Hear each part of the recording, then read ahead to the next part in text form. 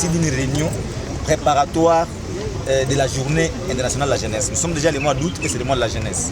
Et la première grande action, ça a été la situation des milliers carcéraux en ville de Butembo. Les prisons, les cachots, ça a créé terreur en ville de Butembo. On voit les gens mourir à la prison centrale de Kakwangura.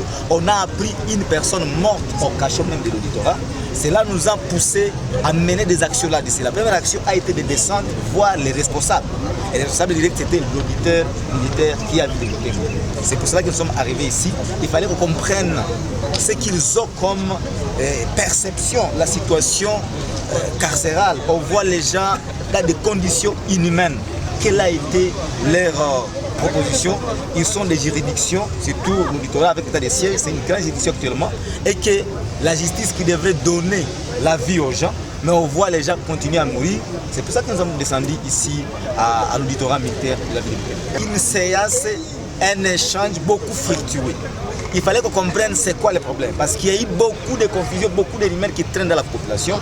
Il fallait que nous puissions descendre ici. Par rapport à la personne morte, on a compris bien sûr qu'il est mort, que cette personne est morte à la prison, au cachot de l'auditorat. Et on a compris que depuis que la personne a été arrêtée sans aucun document, on a compris que la personne venait de faire ici 5 jours sans qu'il soit écouté sur rien nulle part. Ça, on a compris. On a compris que son arrestation a été presque arbitraire, donc dans le colonisme. Quelqu'un qui se connaît avec une personnalité ici, il va l'appeler à faire des comptes, on va arrêter une personne. Et la personne en question, malheureusement, elle est morte. Ça, nous avons recommandé que la justice soit faite comme il faut. À commencer par tous ceux qui sont complices et surtout la personnalité de cette magistrate. La première substitut qu'on appelle Mélissa, c'est elle la première responsable au niveau de l'institution. En dehors de cela, il y a la personne, donc celui qui était comme plaignant. Lui aussi, il est responsable.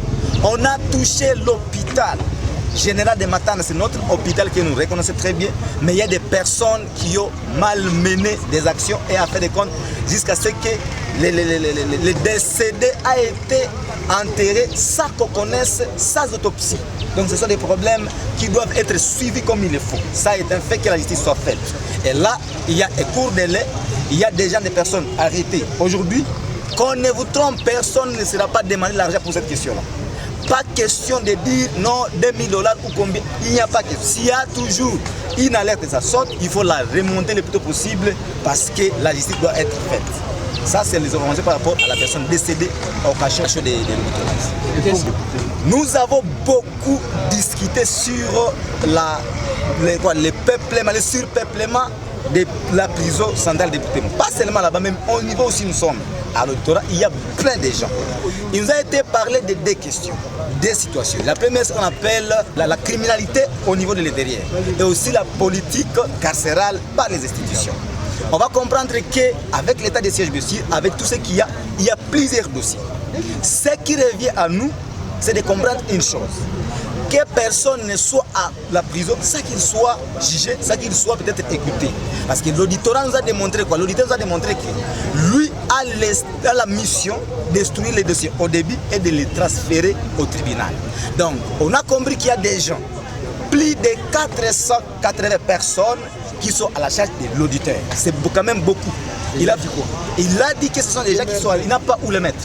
Mais ils sont des gens sur lesquels il doit mener encore des enquêtes. Et on a compris que des criminels ne devraient pas être laissés dans la communauté. Et ces dossiers-là doivent être poursuivis le plus tôt possible. Par rapport à des amendes, ça a été dit, il y a des amendes, nous avons appris dans la communauté qu'il y a des amendes exorbitantes demandées à des personnes arrêtées. À cela, il nous a été révélé clairement qu'il y a un circuit à triple niveau. Il y a les familles, bien les plaignants, ou bien les personnes qui sont arrêtées. La deuxième situation, la deuxième position, ce sont les avocats, quoi qu'on appelle les avocats conseils. Et en fait de compte, il y a aussi maintenant les instructeurs des dossiers.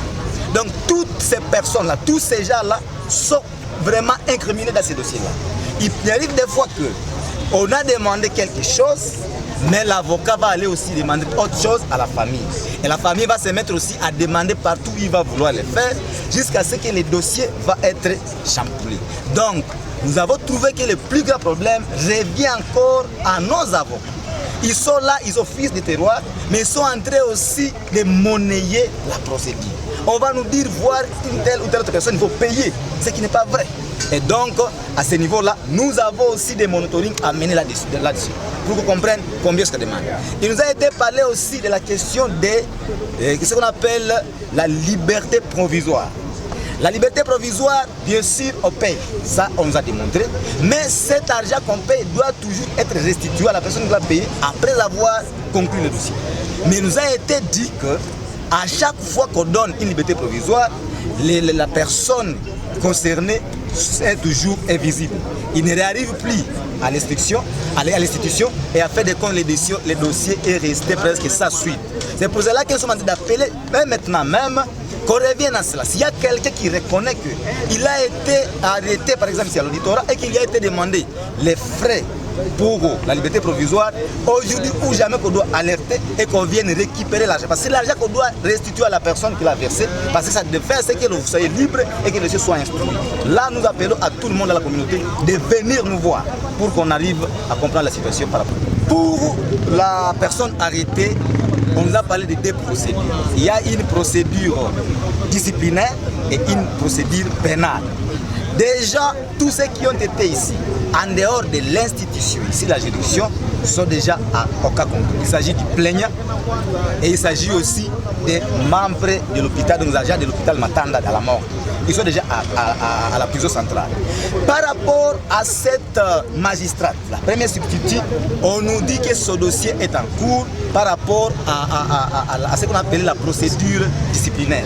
Donc elle n'est pas encore arrêtée, ça nous a été dit. Et apparemment, elle est régie par ce qu'on appelle les statuts de magistrat. Ce n'est pas dire qu'elle est comme tout le monde, on va arrêter à n'importe quel. Mais on nous a dit qu'il n'y a rien à craindre parce qu'on pensait qu'elle est prête à se fuir.